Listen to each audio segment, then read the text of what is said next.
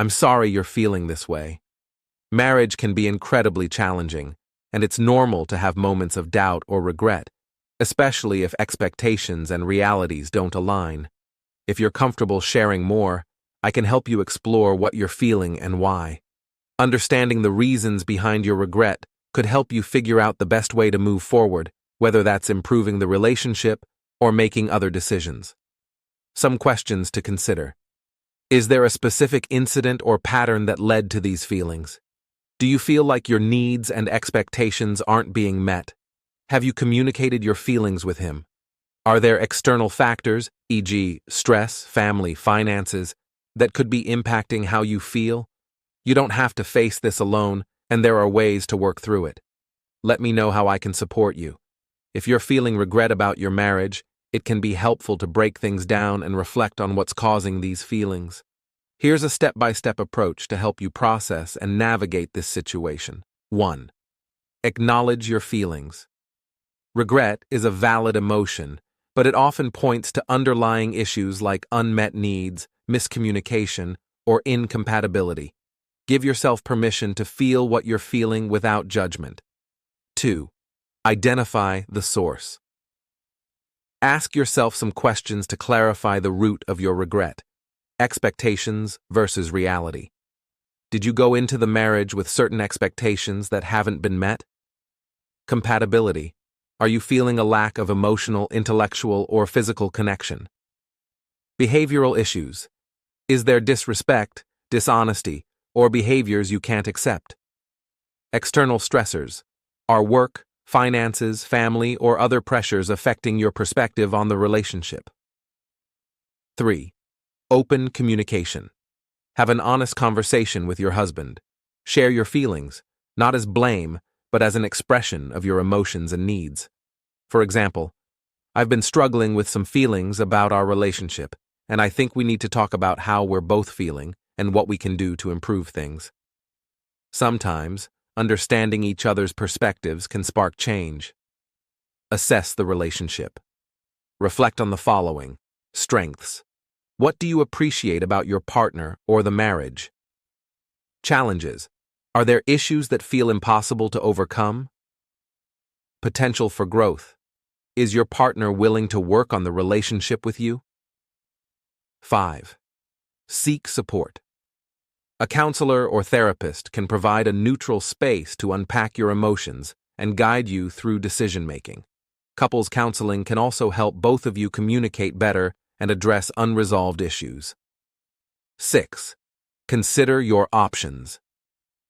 If you're still feeling regret after reflection and efforts to improve the relationship, it may be time to consider what's best for your long-term happiness. Are there changes you can make together to rebuild the relationship? Do you feel more peace at the thought of staying or leaving? Practice self-care. This is a heavy emotional burden, so take time to care for yourself. Engage in activities that bring you peace, connect with supportive friends or family, and focus on your personal well-being. It's okay to take things one step at a time. Whether you choose to work on the marriage or move on, clarity and peace will come with patience and self-awareness. If you'd like to share more about your situation, I'm here to listen and help you think through it. Evaluate your needs. In any relationship, individual needs are fundamental. Consider what you need to feel fulfilled, valued, and loved in this marriage.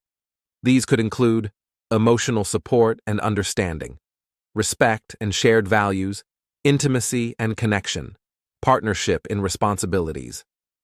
If your needs aren't being met, reflect on whether these are things that could improve with effort or if they represent a deeper incompatibility. 9. Set boundaries and goals. If you're open to working on the relationship, setting clear boundaries and goals can help.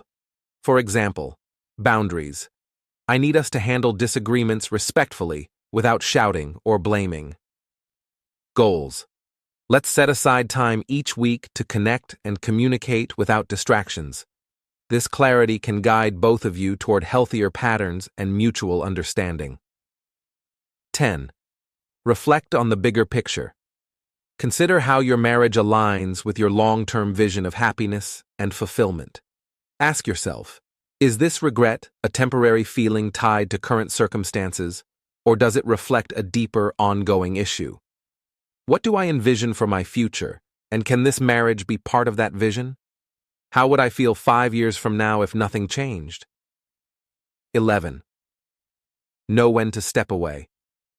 Sometimes, despite efforts, a marriage might no longer serve your well-being.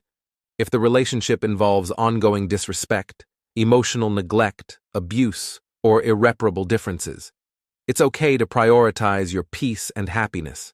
Ending a marriage is a tough decision, but staying in a deeply unfulfilling or harmful relationship can take an even greater toll. 12. Focus on empowerment. Regret can make you feel stuck, but remember, you have the power to make choices that lead to a better future. Whether it's seeking professional help, setting boundaries, or making the hard decision to leave, your happiness and well-being are worth fighting for. 13. Take action. If you decide to work on the marriage, make a commitment to meaningful change, and involve your partner in the process.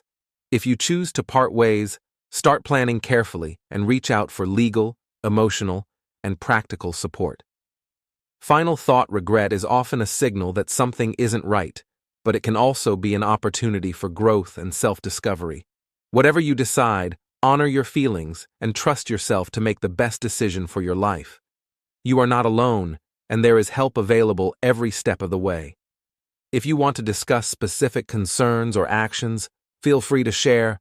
I'm here for you.